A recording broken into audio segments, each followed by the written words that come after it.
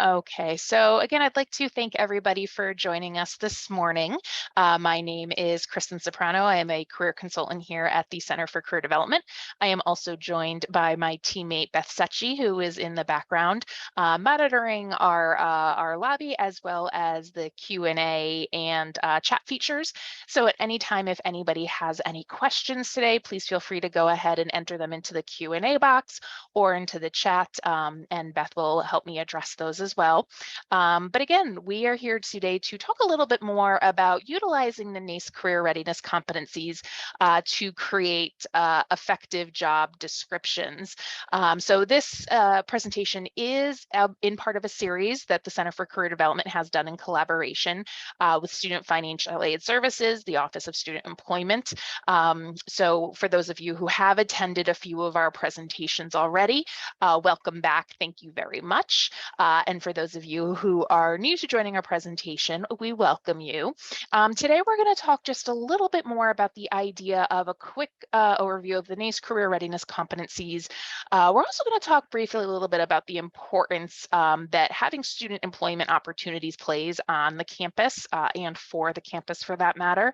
We're then going to talk a little bit about some recruiting considerations and how those really affect the job descriptions that you might write for your student employment positions. We'll walk through a little bit more about how to format those and really make sure those career readiness competencies are incorporated into those. We'll also share some sample descriptions that we have. And also, again, like I said, answer any questions and that may come up for you as well. We'd like to let everybody know that if you have participated in any of our past presentations, you might recognize that some of this content may appear somewhat redundant in some ways. As I mentioned before, these are a series of presentations that are meant to build off of one another. And so with that, we do provide just a brief overlap in content in some cases for individuals who may not have been able to participate in those past presentations, or just to serve as a general reminder for those of you who have. And again, as I indicated, we are recording these presentations as well. So if you would like to see any of those past presentations or this one once it's finished, please feel free to send an email to careerchampions@uconn.edu. Career champions, plural, @uconn.edu.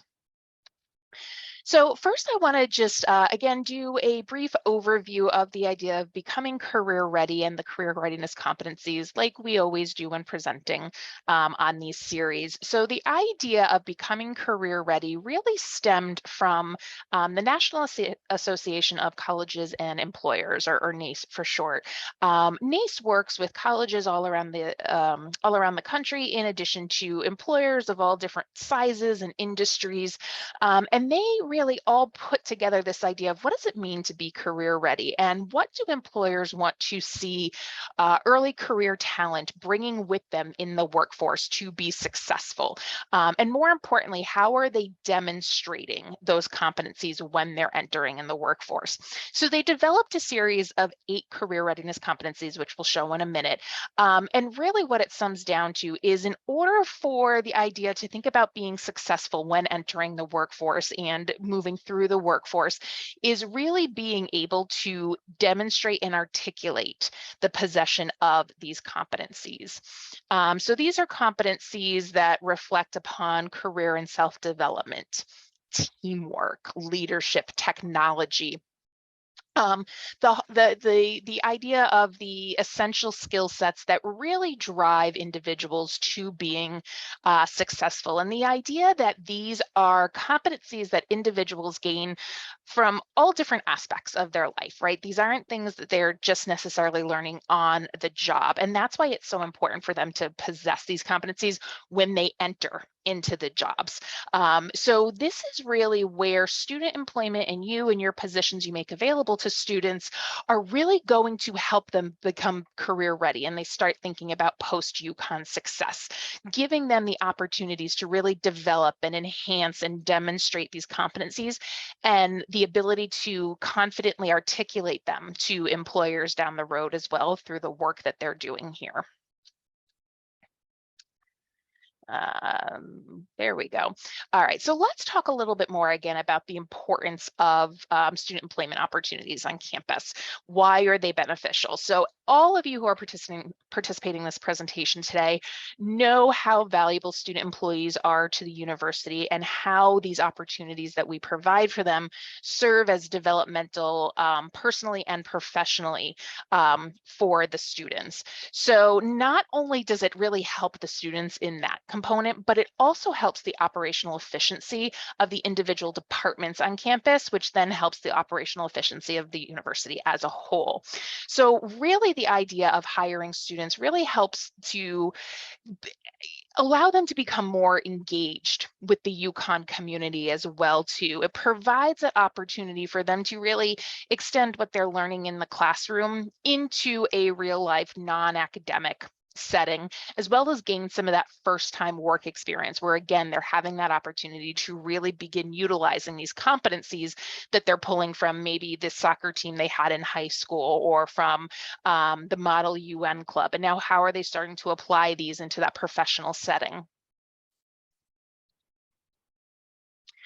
So when you start thinking about the idea of, okay, yes, I know I'm providing these opportunities for the students, and yes, we want them to demonstrate these competencies, how do I really start to think about incorporating that into what I'm doing, into my role as a supervisor recruiting these students to come work in my department? So as you start thinking about the hiring process and writing your job descriptions, it's really a good idea to think about what the overall recruiting process is going to look like for you, because that's really going to help inform how you incorporate the idea of these competencies into your plan and overall final job description. So some of these considerations should really start thinking about what I like to refer to first as the 5 Ws and 1 H, right? We all know the 5 Ws and 1 H. Think about them a little bit more in relation to writing job descriptions now and what your recruiting process looks like. So first starting off with who's going to be involved. So in past presentations, we've shared that, student employee supervisors, they really lead by example, right? And they serve as professional role models for what their student workers are hopefully going to emulate. So think about that when you thinking about who's going to be involved in the interview process. So if in your role, you know that you are looking to hire an individual with excellent communication skills or excellent interpersonal skills, do you have people on your interview panel that demonstrate those traits and demonstrate that, excellent example of what effective communication competencies look like, right? So how do students start to get the idea of one, seeing these in action, but then also the idea of, hey, I want to emulate this person. I want to be able to demonstrate this as well too. So, that will then also carry over into how you help them further develop those competencies on the job as well when you start thinking more about their professional development and their evaluations down the road. Also ask yourself, why are you creating this position? So what are the goals of this position? Do you have specific projects in mind that the individual might be working on? Have you started to think about identifying what competencies will be helpful to accomplish these tasks or these goals, or what behaviors might make somebody productive or successful in this role? Those behaviors ultimately tie back into the competencies as well. So if you want to see a little bit more on how examples of behaviors that align with each of the career competencies, I would definitely recommend that you think about visiting the Center for Career Development's website. We have a whole section on there dedicated to becoming career ready, which again outlines those 8 career competencies. And when you click on them, we'll give you sample behaviors of how those should be demonstrated or how one could effectively articulate those. So really start to think about that when you think about what do I need when people are completing projects for me. Also ask yourself, what does the applicant profile look like for the person you're hoping to hire, right? Are they going to be an undergraduate student or a graduate student, and why? Is it beneficial to have a first year versus a third year? Or, if it's a grad student, why is that more beneficial or required versus an undergrad? Is there a major specific that you need? Are you looking at the side of work study versus student labor? Sometimes a lot of people will separate those two and think that a work study student isn't of the same caliber of student labor, which is not the case. It's basically just the difference in the funding and the pay structure. If you had more questions on the difference of those, that's where definitely reaching out to our colleague Cindy Garrison or anybody in the student employment office would be able to walk you through that process and how that looks for your department as well. Also think about, where are you going to be posting these positions? Most times people think about posting positions for student employment in JobX, but they also don't think to post about in Handshake. So two really great opportunities and two really great platforms that students on campus are using. So really getting a wide reach of individuals on both on both platforms can be helpful for you. And also in keeping in mind that when you're posting, you want to make sure that you're adhering to the 2-week minimum requirement. So there is that 2-week minimum when posting a job to make sure that you're able to generate a robust candidate pool and make sure everybody has an equal opportunity to apply. Also ask yourself, how are you going to market this position? The more that you market, the more places you get this position available to people is going to be helpful and is going to help you generate that robust pool. So again, thinking about electronic marketing, daily digest, soap boxes, campus TVs. Do you choose to do any print advertisements, like putting on the dining hall tables, or maybe hanging up on bulletin boards in public areas around campus? Consider the ways, really, again, that those marketing efforts are going to help you generate that diverse, robust pool, not just robust, but also that diverse pool as well.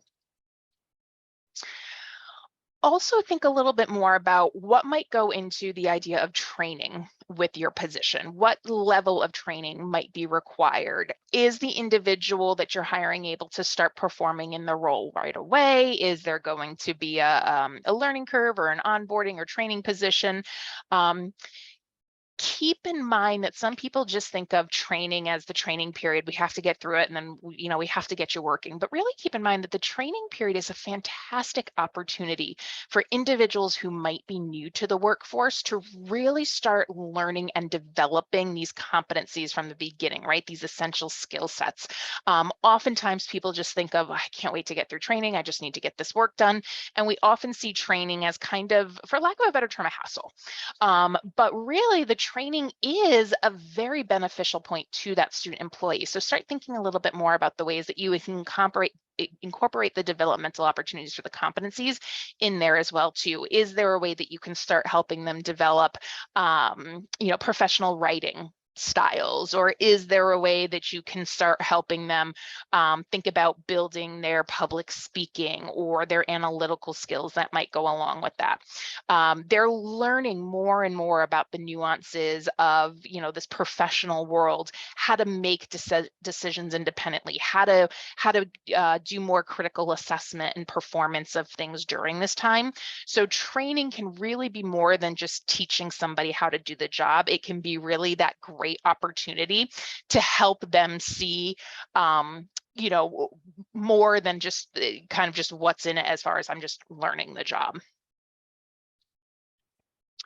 Also really think about the position requirements. This is especially important when, again, you're thinking about writing that job description, and think really about writing it in the sense of, what do I absolutely need in this position? What do I want in this position, and what is my wish for this position? Now, I have to give credit where credit is due to this. This is something that I have borrowed from a presentation that I recently attended at the Women's Advanced Conference focused on financial planning. But the way that the presenter delivered this information was so relevant to the idea of recruiting and career that I decided to adapt it for us as well. But basically what that individual had told us during the conference was really break this down to your necessary needs and really think about what is my main goal, and that think about is, everything else that I layer on top of that goal, they're just wants and need, or excuse me, wants and wishes, but ultimately I have to be sure I'm focusing on that immediate need. So understand how each of these three elements separately impact your job description and that you're always prioritizing the most crucial. So again, you can see in the example here, I need someone to write resumes, right? That's at the heart of a job that I'm doing or that I'm promoting, right? I'm hiring somebody to come in and write resumes for me. I want it to be a senior, but why do I want it to be a senior? Are there sophomores or juniors or first year students that can be just as qualified from writing that resume? So I'd like it to be a senior, but in reality, does it have to be? And then I wish they'd be certified in Microsoft Word, right? So having that Microsoft Word certification will definitely help them be more successful in the role because they can more quickly, master the nuances of formatting and layout. But again, at the heart of it, if I just need somebody to write resumes, can I hire based off that, or do I need to incorporate all those wants and wishes on top of it? So make sure that you're planning accordingly based on the resources you have available to you. And then also thinking about your qualifications, right? Oftentimes in hiring, people tend to think of, I need somebody to fill this role to do a job because so-and-so is already doing this and they've been very successful. So you really want to make sure that you're hiring for skills and the needs of the position, not looking for a clone of an individual already performing in that role. So really make sure that you're reflecting on the competencies you exhibit in your own roles or that current or past employees have exhibited, and think about what are those competencies that are making this work successful, that are making production continue, right? So, if somebody is really skilled at bouncing between different computer systems, is it because they're a computer science major or is it because they just have a knack for technology, right? So you don't necessarily need to clone the computer science major. You just need to find somebody who's really has that mastery of technology, which could maybe be a digital media and design major, for example. Also think about, I know I keep mentioning a lot the word competencies, and when I say that, you might be thinking back to those 8 initial that we shared a few moments ago. But don't focus on being so limited to just those 8 competencies and think about, well, how do I include technological skills into this, right? We encourage you to think more beyond just those 8. Think of the competencies really as an overarching umbrella. And what are the essential skills that fall under that umbrella? Those are the essential skills that can also be unique to your individual departments and roles. So again, thinking about the idea of, well, technological skills is a competency, but there's many different things that fall under that. That could mean somebody who's just really good with Google Suite. That could be somebody who is specific in or who has extensive skills in a specific programming language, C#, Java, whatever. It could be somebody who has really great engineering skills or specific technical lab skills. So again, think about those overarching umbrellas and then your needs as they fall for the essential skills underneath them. Now, when you think about compiling all this information into the specific job description, into generally just that one-page document, you're probably thinking, well, how do I do that? One of the things that we always coach students to when writing a resume and they face this similar challenge. How do I put all this fantastic skills and experiences I have onto just one single piece of paper so that an employer is going to want to hire me? We encourage them to think about formatting the document in a need to know, want to know, nice to know format. And what I do, or what we do for that matter, excuse me, is we actually encourage the students to split their document into horizontal thirds.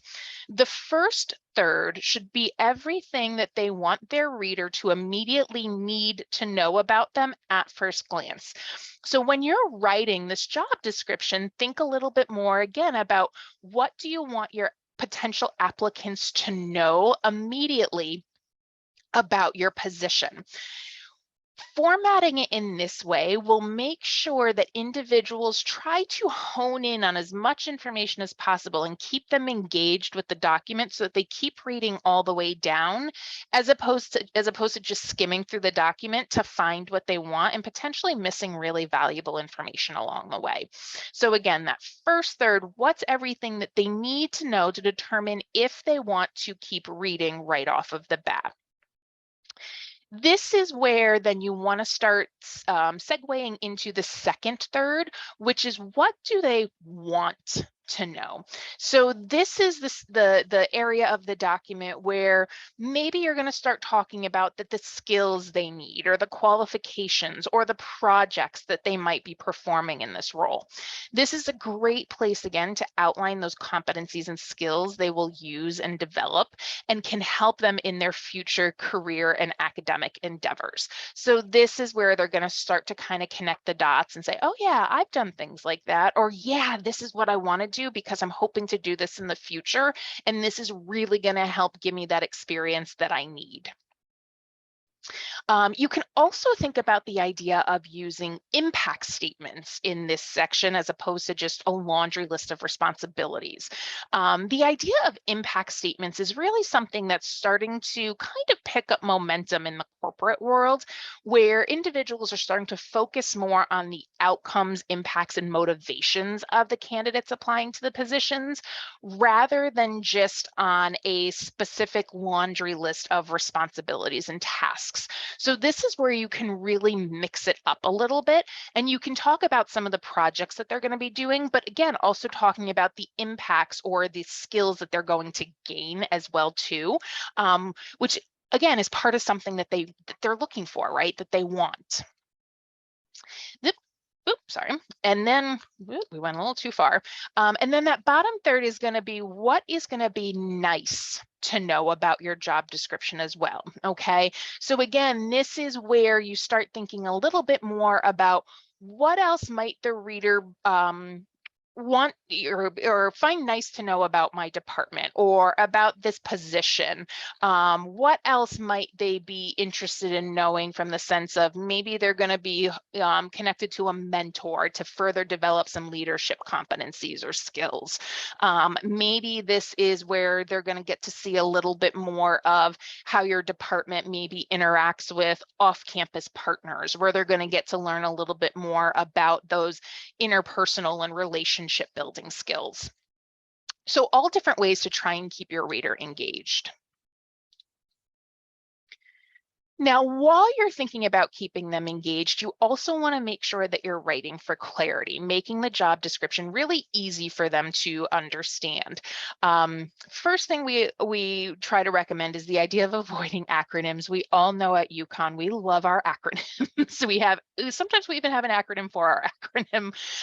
So it's really important that we try to make sure that we're writing these as clear as possible, understanding that sometimes students aren't going to know these acronyms themselves, and they can be confusing, especially for those students that might be first-year students, or some of our international students, or our transfer students. So really understanding how those acronyms might cause them to shy away from the application simply just because they don't understand it. Clear and attractive job titles are always enticing. So students will resonate with information that directly correlates with them, or that, titles or words they can understand. This is also a really great place where in your title, throw in some of those skills, throw in some of those competencies that they might be able to develop as well too, because again, ultimately that's going to attract them to the position as well. An example, let me kind of give an example of that first. So an example of that might be be like writing student mentor or student leadership development instead of class 3 student administrative specialist, right? So giving them those words that they really understand as opposed to the specific title. Now, there is a caveat to that. When you are posting in JobX, unfortunately, with the way that JobX aligns with Core CT, when you're posting your positions in JobX, you do have to utilize those standard titles. So again, Student Administrative Specialist 3. Which is a little bit difficult. Students can search by keywords, so making sure you still have some of those skills and competencies in the job description are helpful. But when you're thinking about marketing your position or maybe posting it on Handshake or in other areas where you can play with the title a little bit, think about marketing it in that way as that catchy title.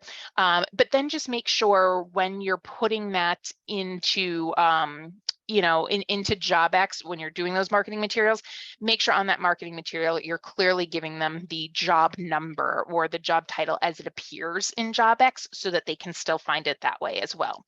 Listed on your website as, student mentor, listed on your website as, library development specialist. And then at the very bottom, see JobX, job number, blah, blah, blah, blah, blah, just to help them connect those dots.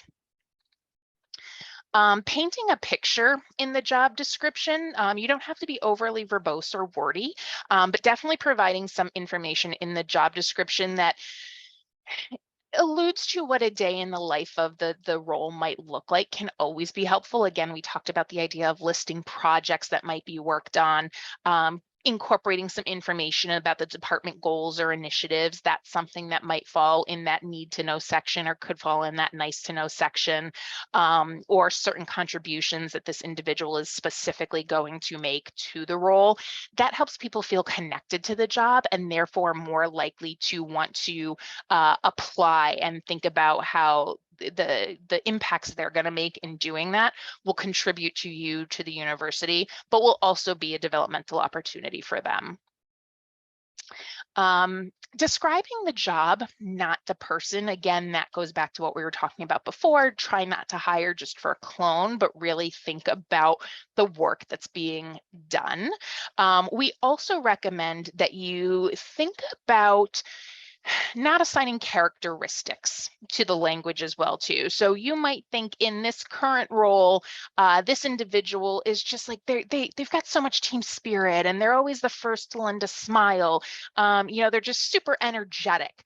Try to avoid language like that because again, that's really assigning language to a person, not to the role. So instead of saying seeking an energetic go-getter, try something instead like seeking an individual to create Excel pivot tables. Reference the strong technical competencies, the strong technical skills that you're looking for. Call those out directly instead of saying, I'm looking for that energetic person to delve right into data. Speak to the roles and the skills themselves. To that point, also call out those specific skills and explain what they are. So instead of saying something to the extent of, I'm looking for an individual with excellent verbal and written communication skills, that can leave it up to interpretation because there's many different ways that you can utilize those communication and written skills.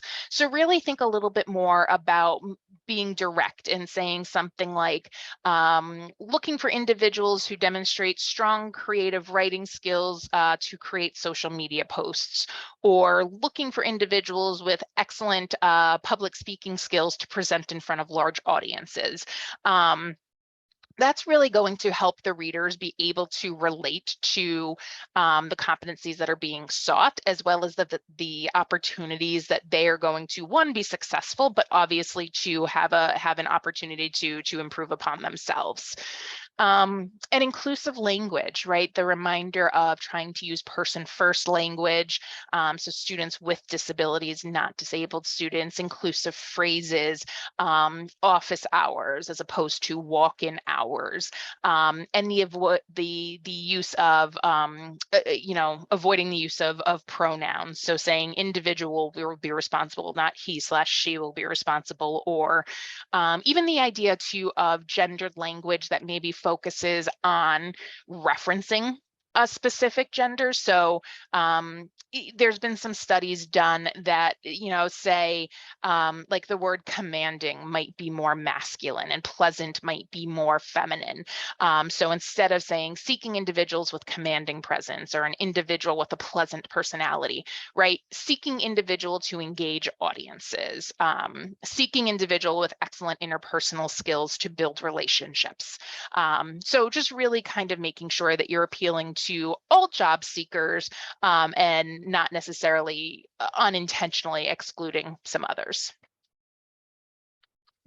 So some samples of job descriptions that we wanted to show you today are going to be coming up next. We've discussed a few of these best practices, but one of the things we really want to highlight too is there is no one right way to format a job description or what it should look like.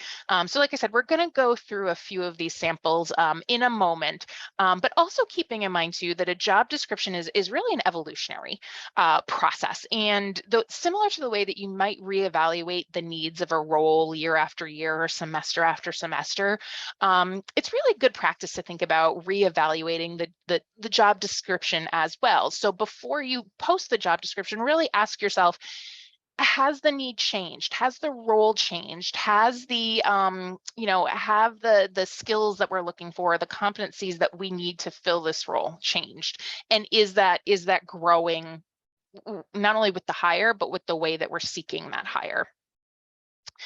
So here we have an example. This example comes from our guide that we provide to off-campus employers looking to hire students on just what a sample internship or job description might look like.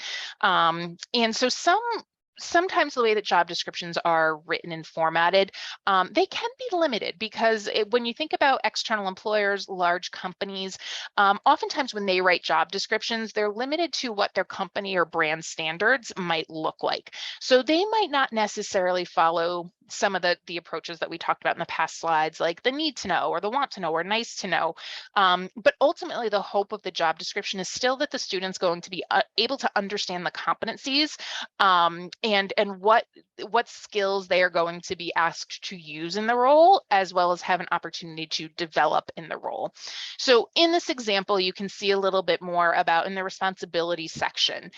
For example, you can see how the applicant may be able to deduce from what's written here that they'll be able to develop their communication skills and organizational skills by compiling data into spreadsheets or, by scheduling and participating in these events or writing the releases. I'm sorry, it's really tiny on my screen, so I'm trying to squint to read this.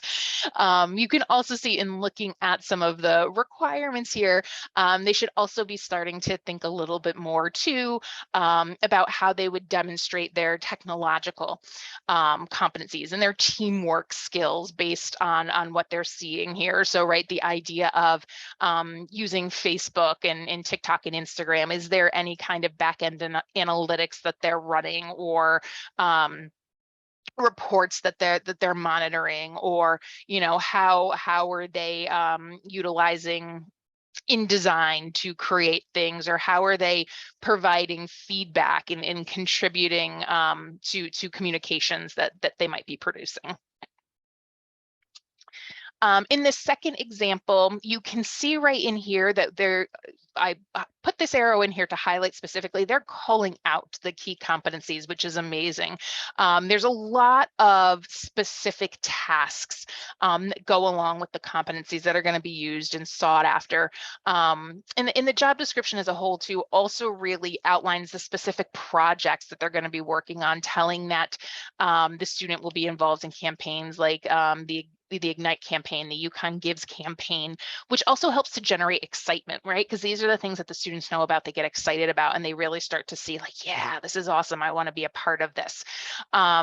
Again, the specific tasks, talking a little bit more about those essential competencies, right? The discussing strategy, critical thinking and leadership skills, maintaining social media accounts, referencing communication and technological skills.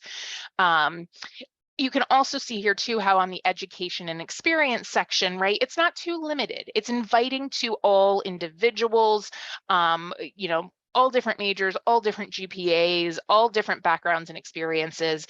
So another example of how you can kind of get short, quick, and to the point, and this is a JobX formatting as well that we took from. So there is a way to do that in JobX as well. And then last example we have for you today, benefits of the internship with, this is an example from ours, but right, what we do right first is we address the what's in it for me question that interns will obviously ask, like what, so what am I going to get at this job besides a paycheck? What separates this from other opportunities on campus? Our description is updated for inclusive language. Like we used to have something in here that says provides hands-on experience, which we realized wasn't as inclusive as it could be. So we changed it to say personalized experience. And knowing that interns will also get to have a say in the projects that they complete. And again, we quickly and accurately describe the skills and competencies being used and how they're used within each task as well. So with that, we would like to just give you a little bit more information on how you can stay informed. So we do have some upcoming events that you might be interested. Again, some additional parts of these series. On August 10th, we will be doing interviewing with the NACE career competencies in mind. So that will build off a little bit of what we talked about today with now that we've gotten interest in the job description, how are we making sure that we're generating appropriate interview questions and assessing those based on what we asked in the job description. We'll also have some more options coming up for best practices for onboarding new student employees to be determined on when that will roll out, and then understanding the full cycle evaluation process in October, which will build off of the short evaluation one that we had done a few months ago. If you would like to, again, stay informed, always enrolling in the Student Employment Listserv. If you're not already a part of that, you can definitely reach out directly to Student Jobs for more information on how to enroll. We will also be having a Microsoft Teams site coming very soon that will be debuting in just a little bit. This is where we'll be able to really create a community around student employment and student supervisors where we can share best practices, share some recordings, and resources like today. If you are interested in being a part of that when it rolls out, please reach out to Beth Secchi. Her email address is right down there in that bottom bullet. And also the idea, again, of being a part of Career Everywhere, becoming a career champion, helping us spread the message of career and career development and professional development to students. It doesn't just happen within the walls of the Center for Career Development. It really happens within your departments, within your offices, within your positions as well. So if you'd like to help be a part of that, we encourage you to become a career champion, receive up-to-date information, be a part of special presentations, even get a cool t-shirt that we all love wearing around here. So definitely think about going to our website to enroll in that as well. So with that, I would like to turn it over to any questions that we might have had come up. Beth, are there any that you are able to share with us? There was just one that came in, and for recording of this session, yes, you can send an email to that Career Champion email, and eventually will also be placed in the team site, just not yet. Thank you. Oh, Chris, we had another question. Someone's asking if they could have access to the actual PowerPoint. And I'd say sure. That will also be in the team site. Yes, yep, we can put that in the team site. Again, with the recording of this presentation, I do believe that the recording of the presentation is automatically possibly sent out through the Student Employment Listserv, or there's at least a a way that we can make sure that we do get that to individuals. So if you would like a recording of this, please feel free to email the Career Champions mailbox, or you can always reach out to us as well directly too. But it's again, Career Champions plural at uconn.edu. So again, feel free to email that if you would like a recording before we do send it. Any other questions or thoughts for today? There was a question about the student employment fair. I haven't heard back from Cindy about that, Drew. So I think it's still possible. Unfortunately, Cindy couldn't be with us today, but we can pass that message along to her to see if there have been any updates on those plans. Thank you, Beth.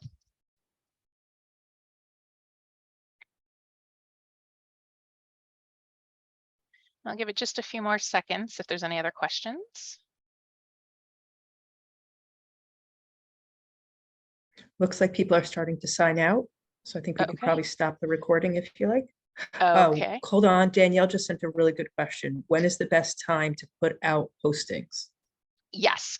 So that's really going to depend on thinking about what your timeline is going to look like. So I understand student employment, student employment positions are hired for at all different times on campus. So for example, at the Center for Career Development, we usually hire in the spring semester for the following academic year.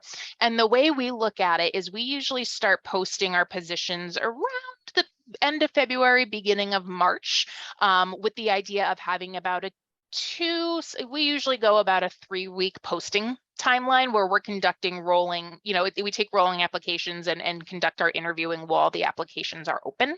But to allow for that 2 to 3 week posting period, which then gives us time to do interviews. And then we usually look at extending offers, usually the week or so after spring break, but to make sure that most students will have their offers prior to the end of the spring semester for the following year. So generally you're looking at all in, depending upon how you set up your timeline, usually about, I would say, a 5 to 7 week process, 5 to 6 week process. So make sure that you're leaving your time accordingly. But if you are planning on hiring for just in time hiring and you're doing, when the needs arise or at the start of the fall semester, really starting to post your positions, I would say a week or 2 before the semester starts, because that's when students are really starting to get back into the thought of, okay, I'm coming back to campus, I'm getting ready, what opportunities are going to be available for me? And then I would say letting it continue for at least another 2 weeks into the start of the semester as well. So I know that was a little bit of a loaded answer. It really depends upon your strategy, but hopefully that was provided some insight for you.